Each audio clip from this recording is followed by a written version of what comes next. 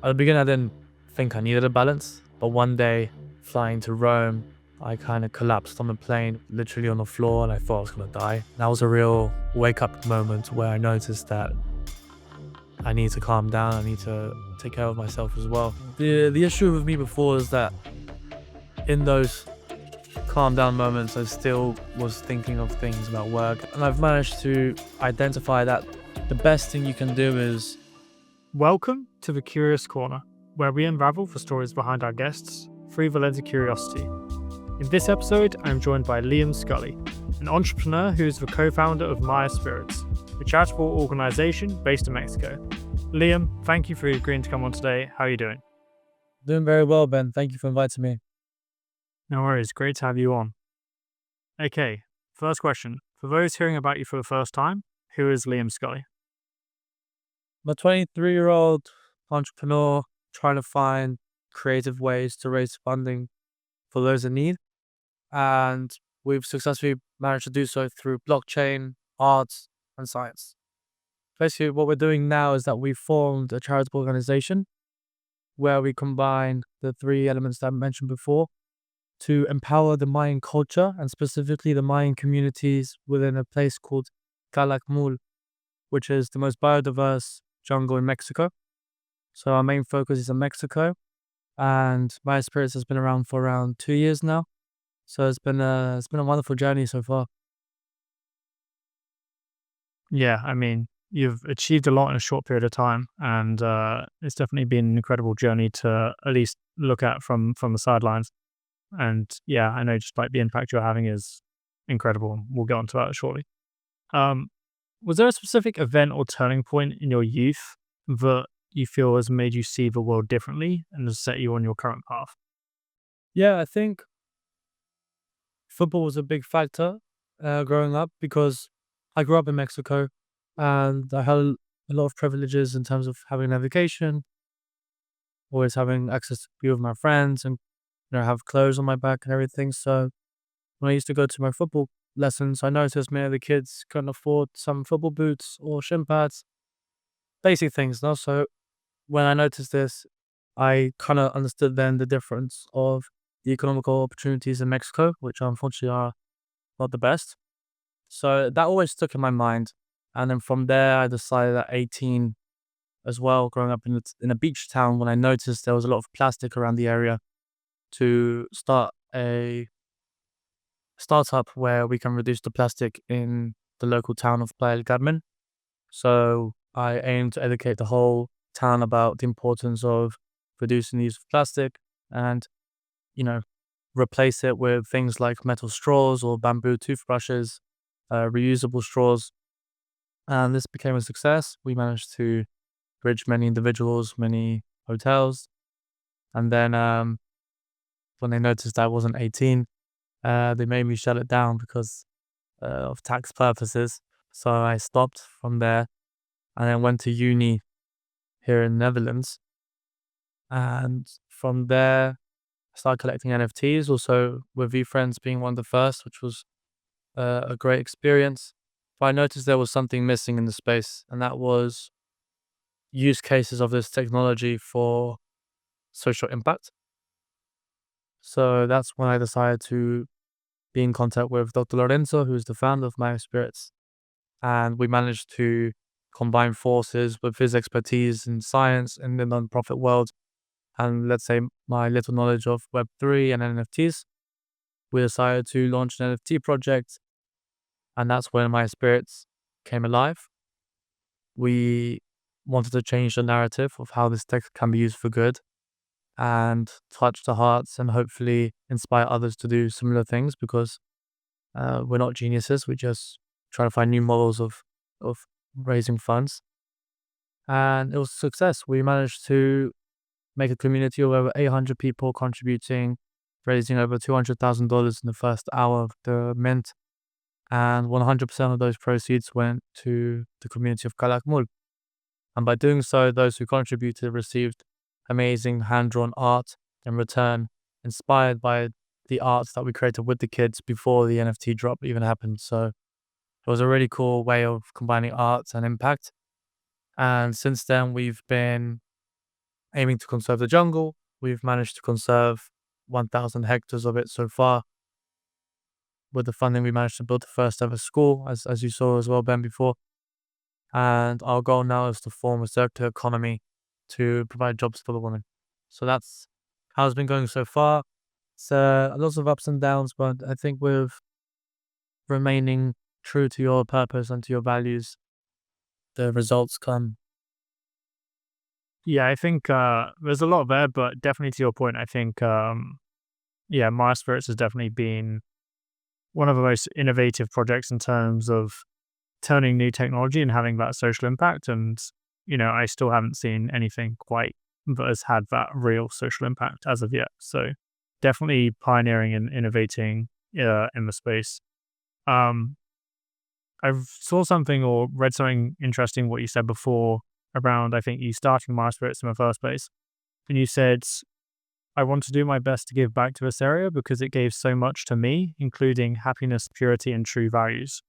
So, what are some of those values you feel like you learned early on that stuck with you and are key in your approach now to life? Yeah, great question, Ben.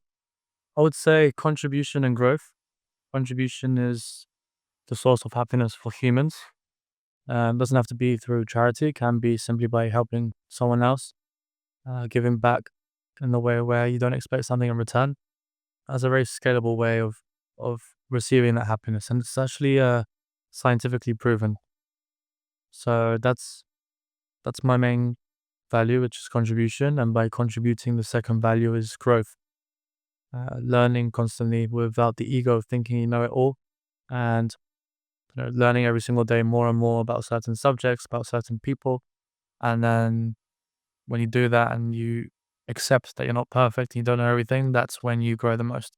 So those are our two main values.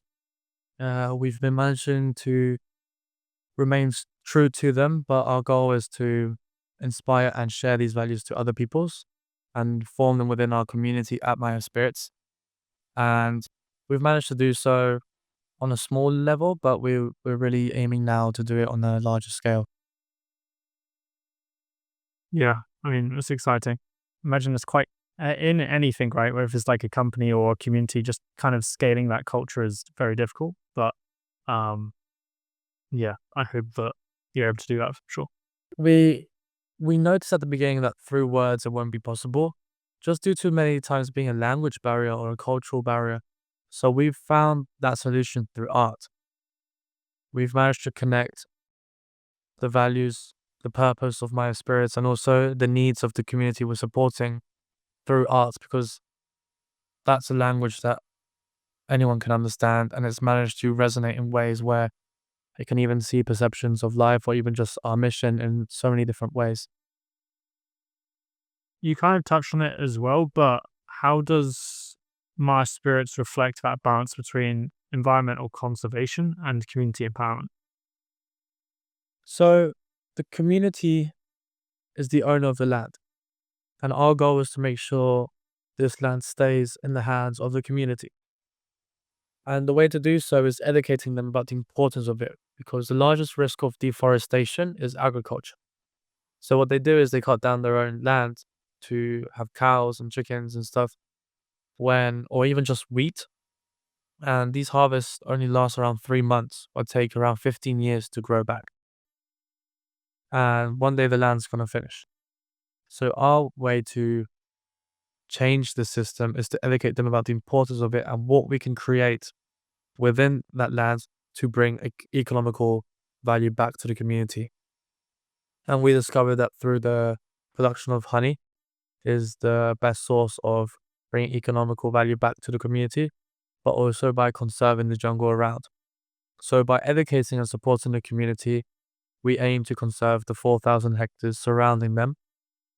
And that's the balance of conservation and community empowerment through education, through an opportunity to do something else, because you can't just stop doing something and not provide a solution. So by doing those two things, we've managed to see a great impact, and also hopefully soon economical impact too. Mhm. Over the past 2 years, as you said, My Spirits already had a remarkable impact on the Calakamore region. And I know you touched on it a bit with, the land conservation and more, but could you share a bit more in terms of detail on those key achievements and milestones for the community? Yeah, for sure, Ben. So the first milestone is that we've managed to reach finally 1,000 hectares of land conserved. That's been a big challenge. Uh, it's not easy because it's a lot of land. 1 hectare is around 2 football fields.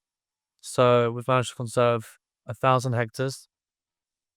We've managed to build the first school, as mentioned before, where the kids can have an opportunity to have an education. We installed 20 up-to-date computers too, so they can learn technologically as well through courses that we're providing. And then I would say a milestone in Web3 is that we're the number one Web3 project in Mexico has raised a certain amount of ETH, which is 170 Ethereum. And that's the largest in the history of Mexico. And we're very proud of that. We will also feature on the cover page of Forbes Mexico as a pioneer of how to use blockchain for good. So that was a great example of success. But we don't do it for the recognition of wanting that personal benefit. We do it with the purpose of hopefully this igniting the spark for someone else to feel inspired and do their own journey or own mission. So that's the main balance of how we've managed to stand out in this charitable space. A lot of times it comes down to people wanting the fame or being the face or the hero, and people actually don't really give a fuck about who's running it. It's more about the mission itself. So the more we can give the voice to those in need, the more we can give a platform to them to speak their needs and not our personal one, the more people will resonate and wanting to help. So that's how we found that balance, and that's our recommendation to anyone listening: is that the mission is far more than just one person. And when you can become part of a mission where the impact is greater than an individual gain, that's when you can create a collective of people and truly make a generational impact. For sure. And I think there's like so many, how can I say it? There's like so many organizations out there and issues that need solving in the world. But I think one of the biggest issue is, especially from the other side, if you're want to donating to a charity or a nonprofit, is a lot of the time right now, at least, you donate your money and that's where that journey stops. And you never actually really get to see the impacts that your money has or like where that goes. But, I know with what you're doing and, I think there are now some, at least there's like some very big content creators which are naturally, want to do philanthropy. And you get to see them, build 100 wells in Africa, and you really get to see the impact they're having, or feeding families. And so the content side, but then also with the technology as well, and just seeing where that money goes and the transparency, I just think is like a massive piece because as you kind of are alluding to, then you can see where that money is going and where that impact is actually happening, and yeah, it's real. Yeah. I believe no matter what industry you're in now, it's become a content economy because people want to feel a part of something. People want to have a personalized experience to what they're going to be a part of.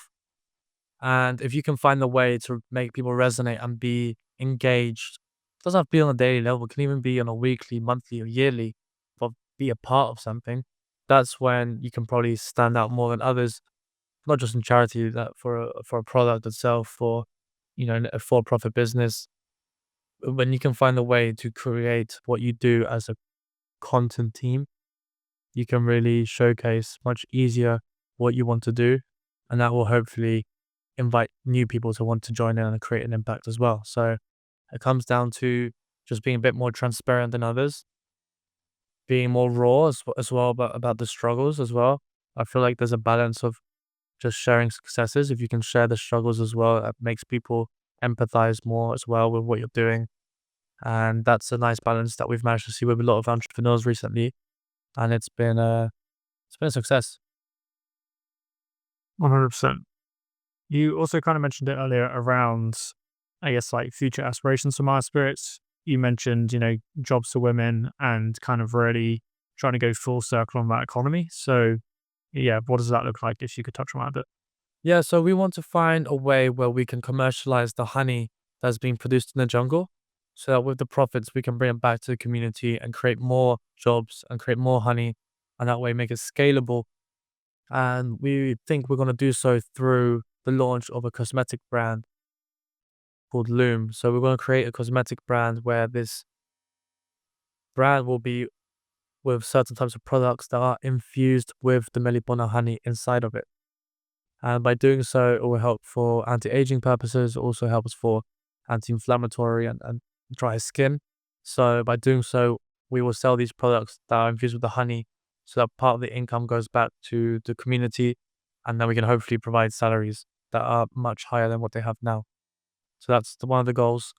By doing so, it will be a really good example of how social impact can be used in a way where they can also be a replicable model of bringing money back in. Because if you donate nowadays, many times after the donation is finished, and then a year or two after, they're in the same situation as they were before. You need to find a way to create a circular model where by creating this model, it can become sustainable. And by it being sustainable, hopefully in less than 5 years, we can leave this community individually to do all this by themselves and then replicate it in another one and then another one and then hopefully reach even other countries. Yeah, that's super interesting because I didn't know that yet. So that's fun. I also remember reading something around I think it was after you raised the initial amount of money, how that then paid for like someone's yearly salary for like I want to say it was like 30 times or something. Yeah, so we've managed to pay 11 families 34 years of salary in one go. So we changed their lives for the next two generations, we believe. And the way we do so is that we don't go all in one go because it won't work like that. It's a deposit fee that is run by the head of the community called Yajera Lagunes. And she's educating each family on how to utilize these funds for their family and grow in a way where they can start having proper meals in their house, start having a better house to live in, and also to keep this money away from alcohol and drugs and unfortunate things that happen when there's a lot of poverty involved. Yeah, makes sense. Okay. I'd like to pivot now into the world of entrepreneurship.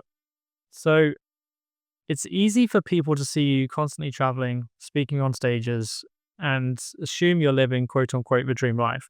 However, that's rarely ever the case. And it also comes with sleepless nights, anxiety, and the pressures of being an entrepreneur. So, can you share how you've personally navigated those challenges and why finding balance is so important as a young entrepreneur? For sure, great question, Ben. At the beginning, I didn't think I needed a balance. I thought just doing what I was passionate about and having that motivation of get up in the morning and traveling and going to share what we believe in was a dream. But one day, flying to Rome, I kind of collapsed on the plane with a burnout. So literally on the floor, and I thought I was gonna die. Thought it was a heart attack. Um, and that was a real wake up moment where I noticed that I need to calm down. I need to take care of myself as well. And that was to the Vatican to speak at the Vatican about the importance of social impact in Mexico and with the Cardinal Turkson, who is a very important figure there. So had to make sure that things were aligned. So I was in the emergency room a few hours before having to speak. Took all the plugs out, went, fought through it. We did well. But after that, I sat down in my hotel room and I was thinking to myself, I need to get my shit together. I'm only 23. This can't be happening. It's not normal. So since then, I've decided to put a lot more focus on my health. I do a lot of exercise in the mornings. I eat very well now.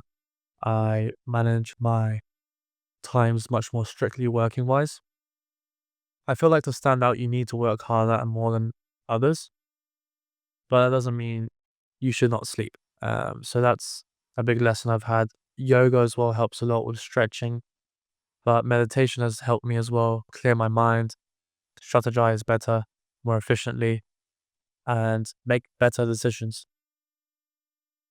For sure. And ironically, I feel like in those moments where you're not focused on work, I think I call them like the clouds, but like in those moments, it really allows you to, by having that time off, it then allows you to be more productive when you do go back, or it helps you solve a problem that you're currently facing, or just find clarity, or even just like spark new creative ideas that you wouldn't have had by still being fully in working mode.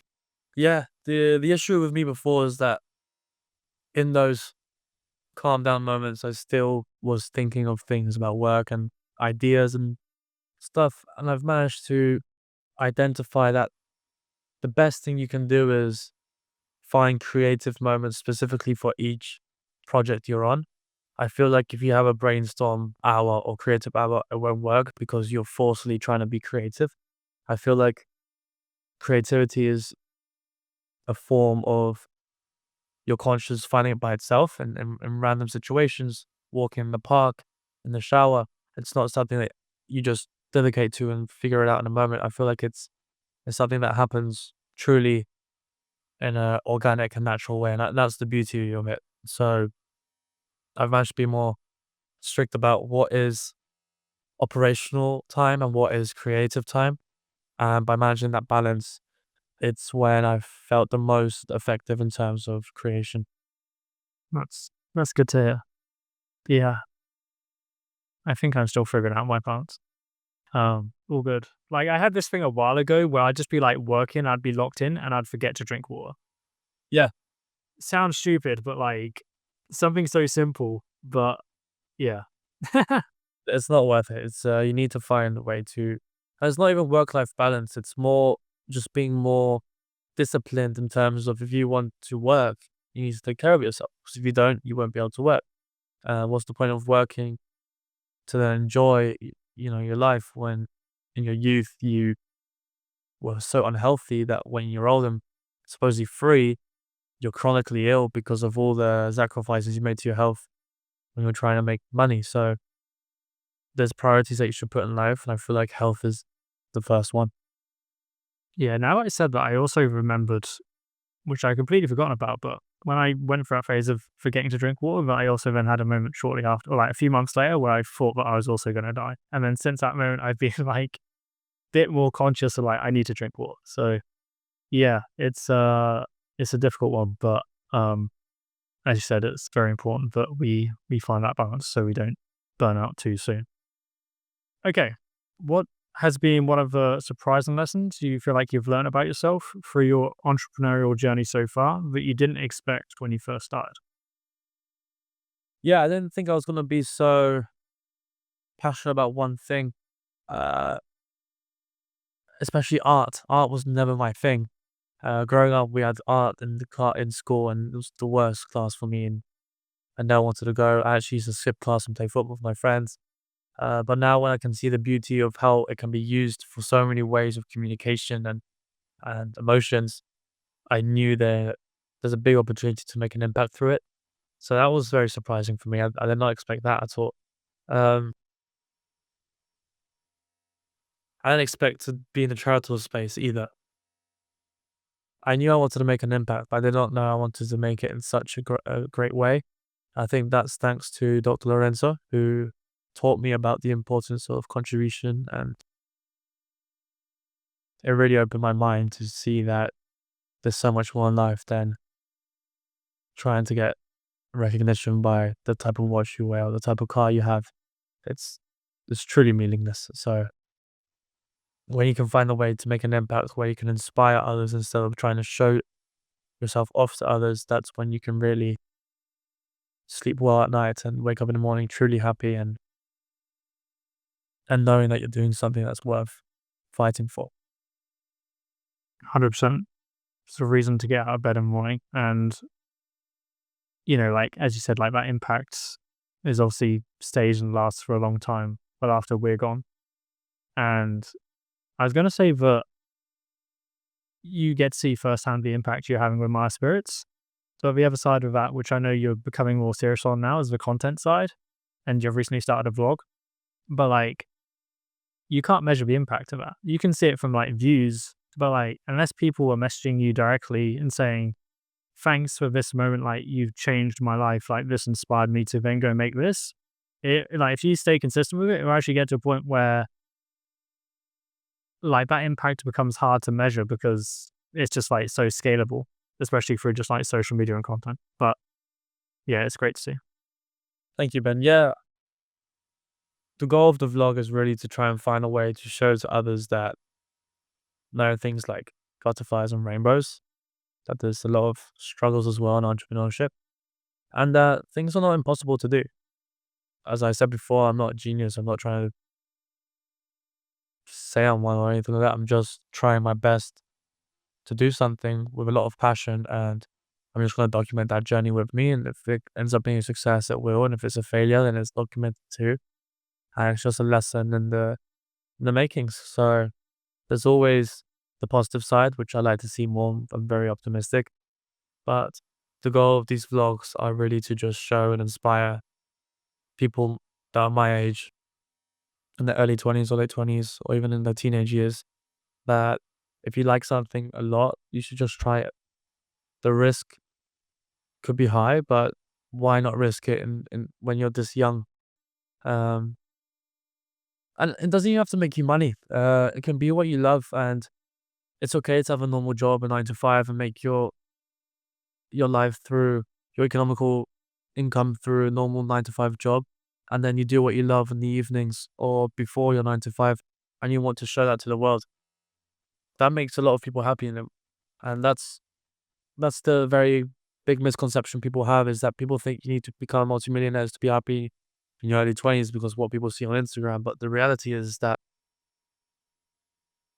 doing what you love is going to make you the most fulfilled and the most happy. So I feel like if you do so, documenting it as well and creating your own videos about it, someone one day might end up loving what you do. And if your personal project doesn't work out, they'll say, "Hey, but I'd love you to join my one." So there's always so many benefits of having a personal brand. You just need to make sure that your ego is not in the way, and it's not in a form or communication of wanting to show off, but more in in a form of inspiration and just transparent with what you're building. I know there are many people out there, as you just said, that want to have a lasting impact on the world. So, what would be your message to young aspiring entrepreneurs with big dreams, especially for those just starting out? To go for it, to not care about what other people think.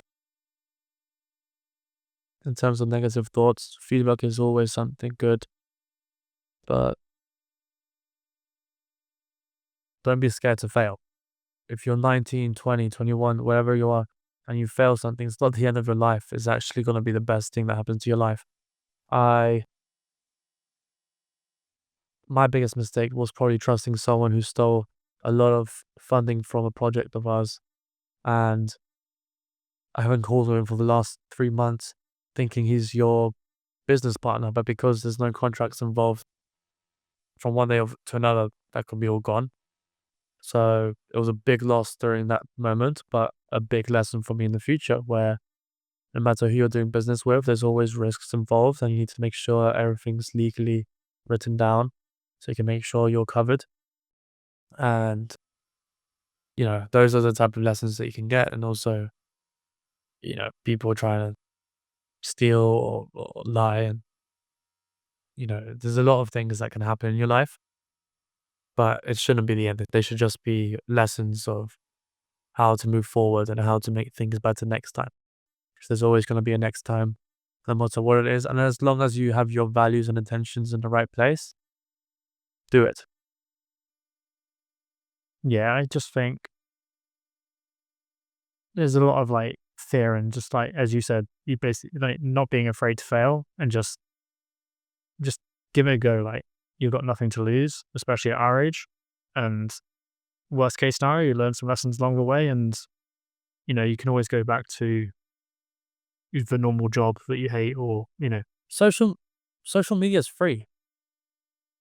yeah, If you can find a way to dedicate 2 hours of your life a day instead of scrolling on TikTok, creating your own content and creating your own things and showcasing on social media in an organic post, there's a possibility that one person might like it. And from that one person, it accumulates to two, to three. And then you have a little community of 10 people. And then if you sell a product for $20 each, and then you have 10 people, and then they like it, they'll tell their friends. And that's how it goes. It's about finding ways to do it with the lowest budget possible at a young age, or with the most potential to reach a larger scale. And the only way to do so is through consistency. Why do you think so many people feel disconnected and struggle to find their sense of purpose? I feel like it comes down a lot to social media, as people think people are living the perfect life. They then personally think that they're not. And that's not really the case. It's not really reality what a lot of people post on social media. So you shouldn't compare yourself to others. You should really stay true to what you like and what you think is fun or what you are passionate about. And that should be your true purpose, not what other people think is. So I think it comes down to people comparing themselves too much to others and being too hard on themselves. Yeah, I agree. I think, as you said, social media nowadays creates a lot of comparison game, and everyone's just comparing themselves to where everyone else is. But reality is, everyone's just got their own timeline and shouldn't be constantly measuring, comparing themselves to where everyone else is at. So I agree. I think that's a big part of it. And I think the other part is just not figuring out what they want to do yet because they haven't spent the time figuring that out. And a lot of that is just like meeting people and experiences and just tasting different things until you find the thing that sets you on fire and you're super passionate about. Yeah. You've mentioned in the past about yourself feeling lost and feeling stuck in life. What was that turning point for you that helped you rediscover your sense of purpose? Just trying to do as many things as possible. I ended up noticing that I liked a lot marketing, I liked communications, and that came to me doing an internship of marketing and communications. You can't really know what you like until you do it. So my recommendation is to really just try new things, be willing to enter something knowing you're not the best or know anything at all, and having the humility to learn and listen from experts or people who have been in the game more than you. The heavier the responsibility, the more profound the adventure will be. Can you explain what you mean by this? My purpose and what makes me wake up in the morning is knowing that I have to help a community of people that need help. This responsibility makes me feel like I'm doing something with my life. Makes me wake up knowing that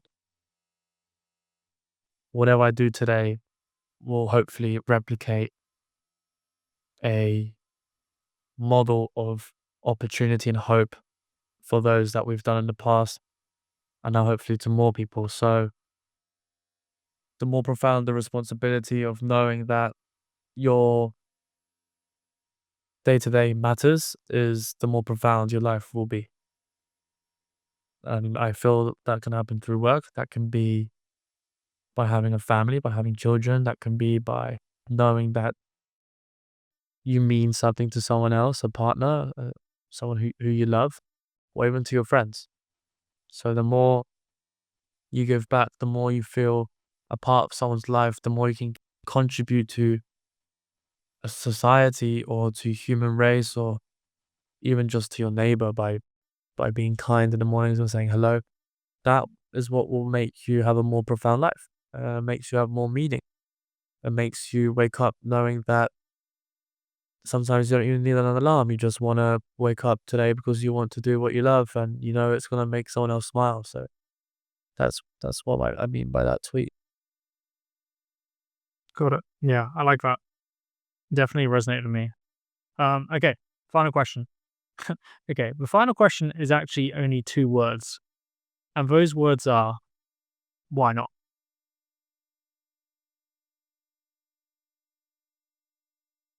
You're 23 years old.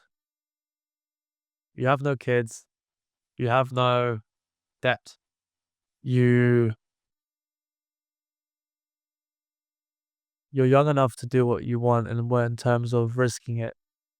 And if you feel like you don't have the access, funding wise, find ways to do it without funding. If you want to make your own clothing brand, Instead of spending $20 on the weekend with your friends having some drinks, find a local supplier that can make you 2 hoodies for $20. And then you make 2 sales of $20 each, and then you make your first $20 in profit. These are the ways of finding easy, small ways of making what you want from a dream into reality. So, why not start that little startup of yours? Why not ask that girl on a date and then not regret it for the next 10 years? So these are all the things where risk is there, but the only way you will get rewarded, or the only way you will see that success or improvement, will be through risking it and asking yourself, why not? The biggest thing that can happen to you is that it fails. And then at least it failed. But if you don't try, if you don't find a way to put yourself out there, when we're older, we're just going to regret not taking any jump at all. So that's something I ask myself every day. Why not? So that's why I post it a lot of times, because I feel like people really are scared of what other people are going to think of them, especially if it doesn't work out well. But people who are true to you and those who care about you will be proud of you, or will be happy that being something that ends up being successful, or something that ends up just being a lesson. Agreed. I think in the moment it can seem hard to combat the fear or fear of judgment or someone else's opinion. But in the grand scheme of things, that in comparison to how what I can only imagine must be insanely difficult and hard to live with the regret of knowing that you could have done that or you should have done that. Like you said, you should have asked that person out. You should have started that business. You should have traveled and gone to Latin America and explored the jungles and just had those experiences. Um, yeah, I don't want to live with that regret, and I don't think anyone does. But I think having that perspective really puts things into perspective of you should take action now and don't wait for anyone else or anyone or anything. And there's a psychological study as well that people unfortunately don't care that much about you as you think. That's true. People's attention span has become so low that even what you post on social media, people forget in less than 5 minutes. Because they're doom scrolling all day. So if you're going to orient your life towards what other people think about you when they actually don't even think about you at all, it's going to be the biggest mistake of your life. And, we all grew up in a way where, let's say in secondary school and high school, you want to be the cool kid, you want to adapt, you want to make people think you're the coolest, or, act a certain way. It's all bullshit. In the end, the ones who will stand out are the ones who are the kindest to others, the ones who make genuine friendships. And that's where you'll stand out. If you're kind, trust me, like 3 out of 10 people are truly now kind to others.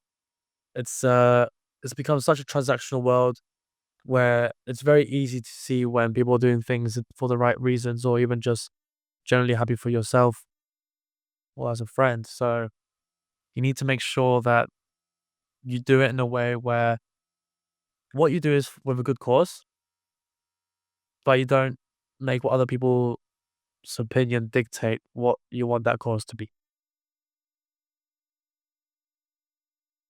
100%. Yeah, it just makes me think something I've been thinking about a lot lately is just the opportunity, as you said. And there's a quote that stuck with me that I heard recently, and it was, there's never been an easier time to sit around and do nothing. And as you said, doom scrolling. And at the same time, there's never been an easier time to go out there and chase your dreams and for his dreams to come true. One video can change your life. And by one video, I mean one post that you do on social media can become viral. And that is the moment when you start really well to share your message to the world. It won't be the first video that you post. It'll take hundreds of them for at least one to even kick. But if that one kicks, that can be the beginning of a whole new story for you. So as I said before, social media is free. Organic posts can be the way if you do it through Reels, through TikTok. It just comes down to if your message is good enough and valuable enough for people to resonate with. 100%. Okay, I won't take any more of your time, but Liam, thank you so much today for the open and honest conversation. For anyone listening, if you want to follow Liam's journey more closely, then links to his socials and the links to the My Spirits website will be in the description. And yeah, thank you once again for coming on. Thank you for inviting me, Ben. It's been a pleasure. Thanks for tuning in. If you enjoyed today's episode, make sure to follow us, to leave a review, and to connect with us on our socials.